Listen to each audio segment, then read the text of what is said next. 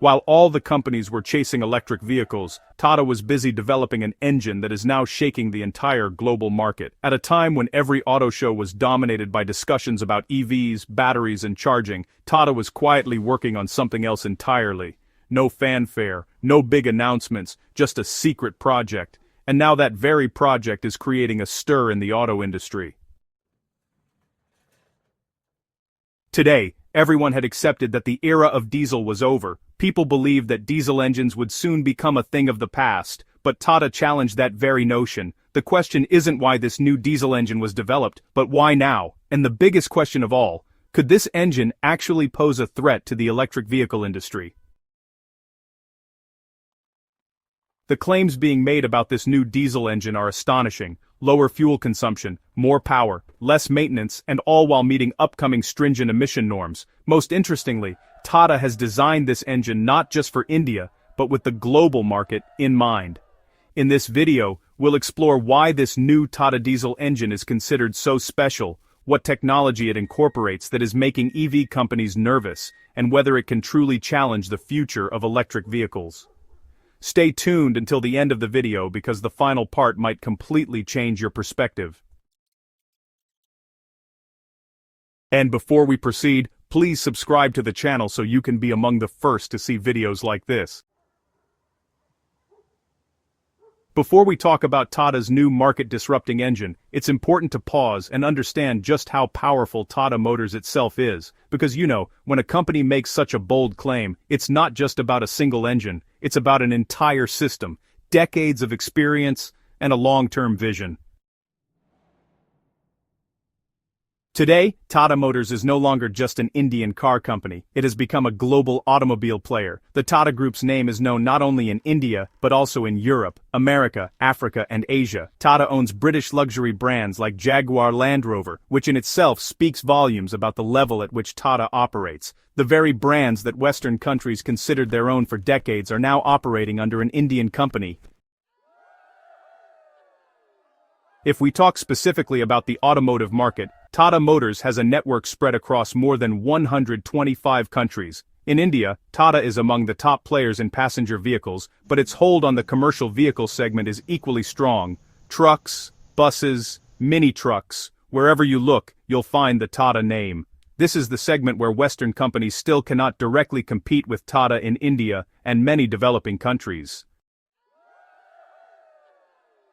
Now, let's talk about competing with Western countries. Companies in America and Europe mostly focus on high-cost, high-tech, and premium segments. Tata's greatest strength, however, is value for money. Tata manufactures vehicles that are affordable, robust, and capable of handling all kinds of roads. This is why Tata vehicles are considered more reliable in many countries in Africa, South America, and Asia compared to many Western brands.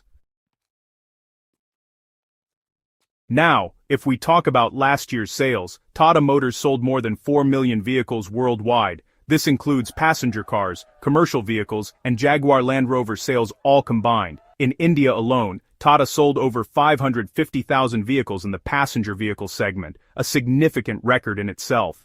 This demonstrates that Tata's strength lies not only in EVs but also in its strong presence in the ICE internal combustion engine, diesel, and petrol vehicle segments. Most importantly, Tata's growth isn't dependent on a single country or technology. While Western companies are betting on a single direction, fully electric vehicles, Tata has kept all its options open. EVs, petrol, diesel, CNG, hybrid, it's working on every option. This approach sets Tata apart and is what worries Western companies. In Western countries, infrastructure, charging networks, and costs remain major challenges. Tata, however, understands markets where roads aren't perfect, electricity isn't universally available, and people need vehicles that last for years. That's why when Tata introduces a new engine in a segment like diesel, the world takes notice. So when we talk about Tata's new engine, it's not just an experiment by a small company, it's a strategic move by a company that has already challenged the Western world in terms of ownership, market reach, and on-the-ground understanding. And perhaps that's why the entire auto industry is closely watching every move Tata makes today. Now the question arises, What exactly is this new diesel engine? Why has it suddenly become the talk of the entire auto industry? And why are people saying that it's completely unlike a typical diesel engine?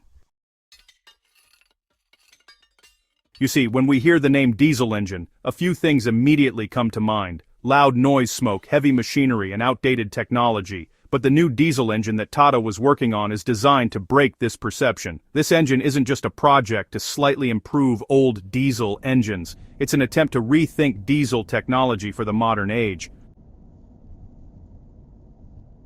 First, let's talk about its combustion. The way fuel burns in a typical diesel engine has remained largely the same for years, but Tata has chosen a new path here. In this engine, the fuel burns more intelligently, with greater control and in a cleaner way. It's the same diesel fuel, but the method of combustion is completely different. This not only improves power but also reduces fuel wastage. In simple terms, more work is being extracted from every drop of diesel. Now comes the question of efficiency, and this is where things get interesting. Nowadays people don't just ask about power, they ask how much will it cost. Tata's new engine directly addresses this question. The internal design is such that the engine has to work less, generates less heat, and delivers consistent performance over a longer period. This means better mileage, lower fuel costs, and a longer lifespan.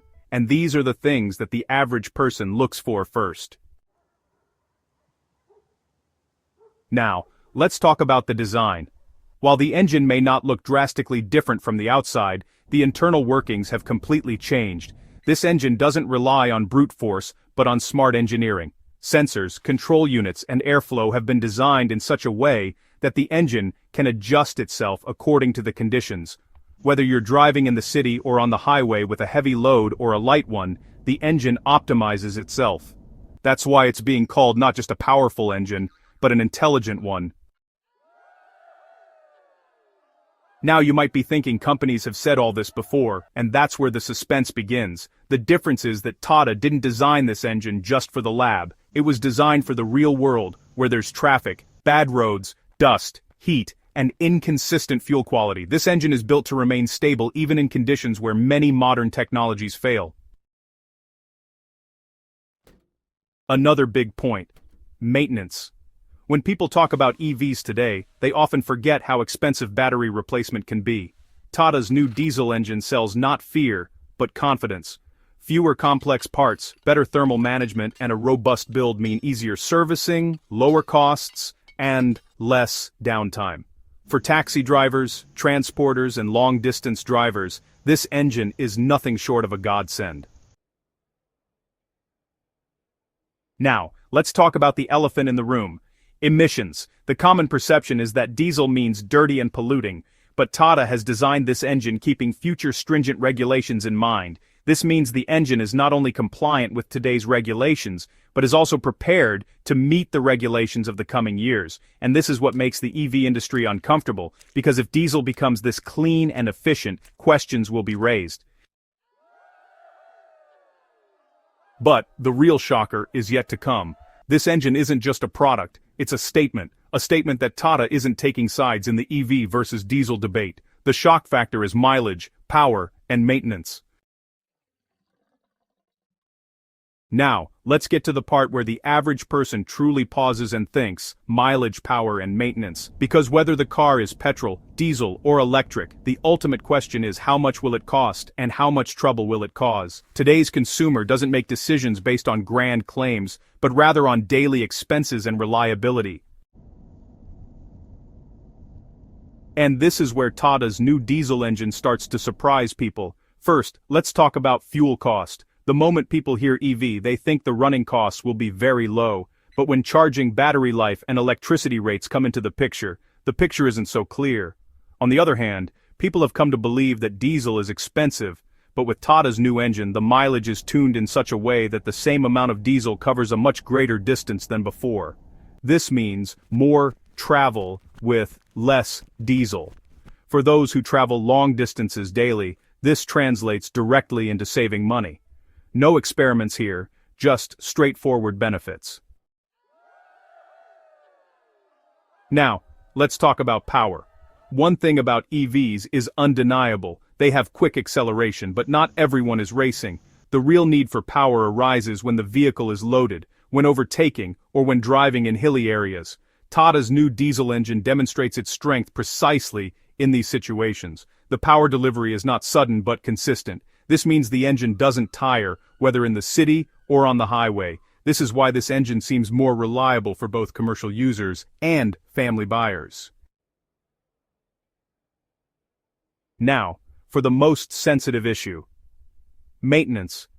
It's often said that EVs require less maintenance, and this is true to some extent, but no one mentions how expensive it is when a battery issue arises. Tata's new diesel engine eliminates that fear. Its design ensures that there are no major expenses for a long time, the parts are robust, the cooling is better, and the service network is already established. This means that even if something goes wrong, a solution is readily available. This is the kind of reliability that EVs can't yet offer everywhere. Now, here's where the story takes a major turn: emission rules and the diesel is dead myth. For years we've been told that diesel engines can't meet the upcoming emission norms, but the question is diesel truly the problem, or is it the outdated technology? Tata addressed this very question. This new engine has been designed from the ground up with the upcoming stringent regulations in mind. This means it's not a quick fix, but rather planned engineering. This engine produces less smoke, has cleaner combustion, and features smarter control systems. In simple terms, this diesel engine is completely different from its predecessors, and this is what challenges the EV narrative. If diesel can become clean, efficient, and affordable, then the EVs are the only future argument is bound to be questioned. So, Tata isn't saying that electric vehicles are wrong, they're just saying that electric vehicles aren't the right solution for every place, every person, and every situation. And honestly, this balanced perspective is what makes this new diesel engine pretty special. This engine is really an answer to the questions that electric vehicles haven't yet fully addressed. Now, let's talk about the hidden problems of electric vehicles that, well, nobody really talks about.